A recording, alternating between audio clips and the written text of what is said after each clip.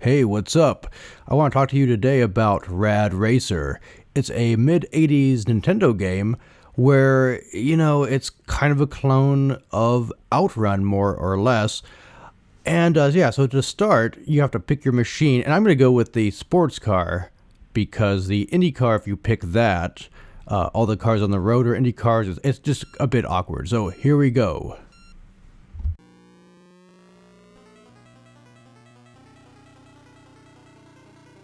Rad Racer is your kind of typical racing game from the era where you have a behind the car view and you try to make every checkpoint before the time runs out.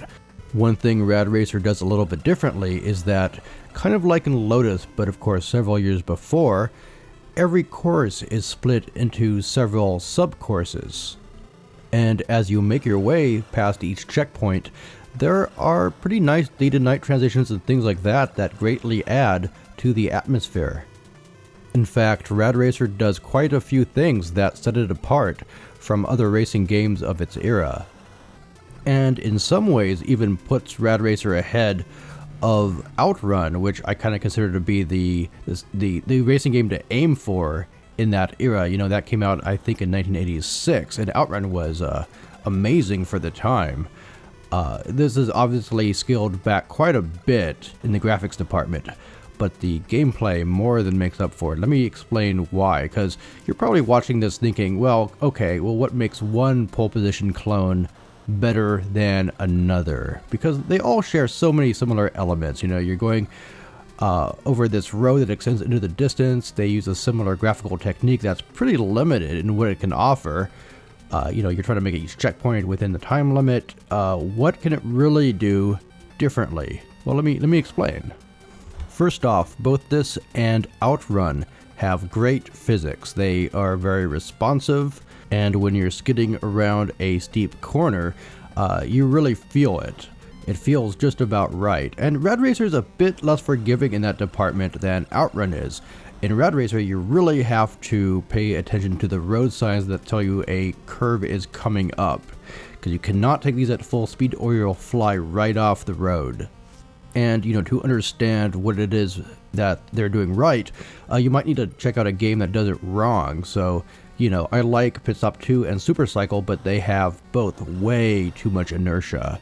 I like Pole Position 2 on the 7800, but the controls are, they're a bit choppy. They make it hard for you to position your car, which really does become an issue when the traffic is heavy and you're gonna squeeze between two cars and you're kind of, you kind of narrowly fit there. In Rad Racer, it's difficult because it's a difficult situation, but it's not difficult because the controls are bad or anything like that.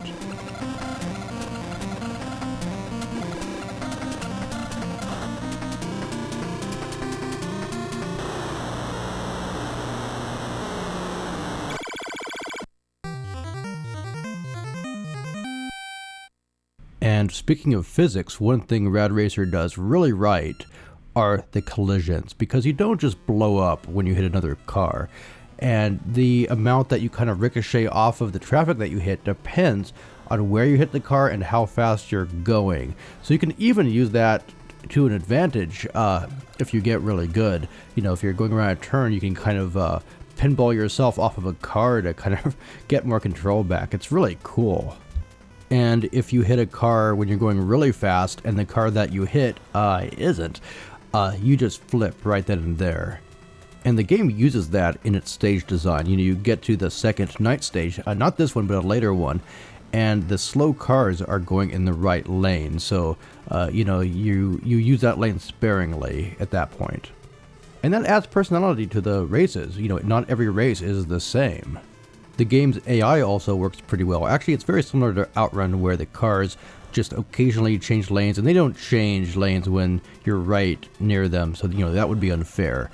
Usually when they're in the distance a bit.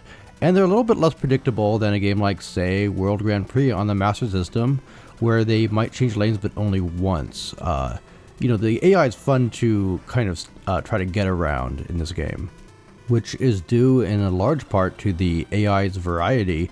Where some cars are screaming along at your speed and they'll try to block you, and other ones are just kind of puttering along. And all these elements come together to make a racing game that really keeps you on your toes. You know, you can't just kind of cruise along in Rad Racer.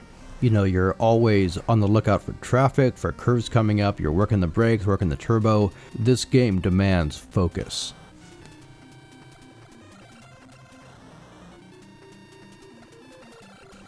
I love that your car tops out at 255 miles an hour.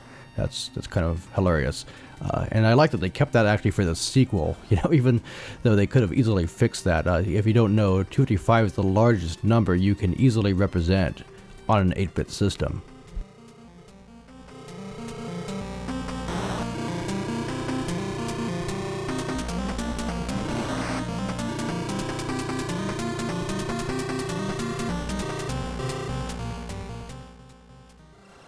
Speaking of technical attributes of Rad Racer, the game is kind of a masterpiece for that era in terms of programming. I mean, it does a lot. It does hills very well.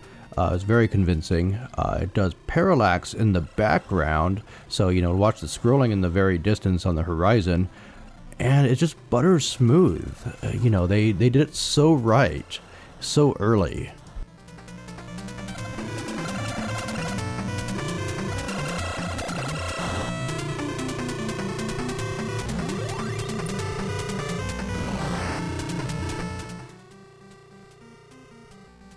If I have a complaint about Rad Racer, well, it's a couple of things.